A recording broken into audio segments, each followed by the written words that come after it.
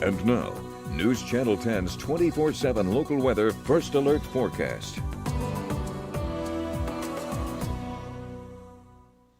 Well, good Tuesday morning, everyone. This is meteorologist Sean Bashir checking in with a quick look at what's shaping up to be a pretty warm day today and very windy as well. So let's take a look at those highs first. For today, we've got a high of 77 degrees here in Amarillo. It is going to be plenty toasty out there across much of the area. Some places likely to get up into the 80s, but our main focus today is going to be extreme winds felt across really the entire area. We're seeing a low pressure system approaching from our west. That's going to kick those winds out of the southwest. 25 to 35 for your Tuesday today. You can see by 4 o'clock in the afternoon, just pretty stout winds around the area. They'll only drop down into the 20s going in your Wednesday morning, so even sundown isn't going to see those winds really lift all that much. And then Wednesday looks to be the peak of those winds, which you're going to see for Amarillo about 25 to 35 still, but you go off towards the west, you're going to see probably 35 to 45 mile an hour sustained wind speeds with gusts even stronger than that. So it is going to be very stout, very windy out there. Because of that, we do have fire-related watches and warnings for your Tuesday. That is a red flag warning for fire danger. Thankfully, our relative humidity values, we'll touch on it here in a minute,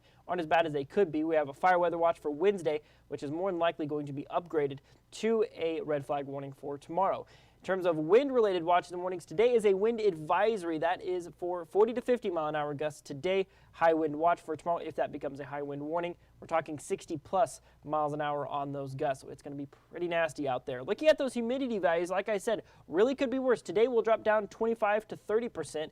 Really, on a typical critical fire danger day, you see those values at 10 to 15. So with them as high as they are, it doesn't completely kind of squish the fire danger, but it does mitigate it slightly. So that makes us feel a little bit better about it today. We'll see those values bounce 40 to 50% overnight. And then tomorrow, maybe 15 to 25%. So a little bit drier, still tracking fire danger for these next couple of days. Like I said, I don't want to completely, negate that risk. It's still going to be a threat out there. You'll want to certainly keep a close eye on it. But let's take a look at where those gusts are expected to be at their strongest. You're going to see that 40 to 50 mile an hour gust going into this afternoon, and then going into your Wednesday, you see right there. Really keeping an eye on that kind of west to northwestern parts of the area where you see that purple and red. That's going to be where you see those 60 to 70 mile an hour gusts, and then that yellow kind of 40 to 50 miles an hour going into your Wednesday afternoon. But looking at your 7-day supercast, about a 20% chance of some overnight scattered showers and thunderstorms.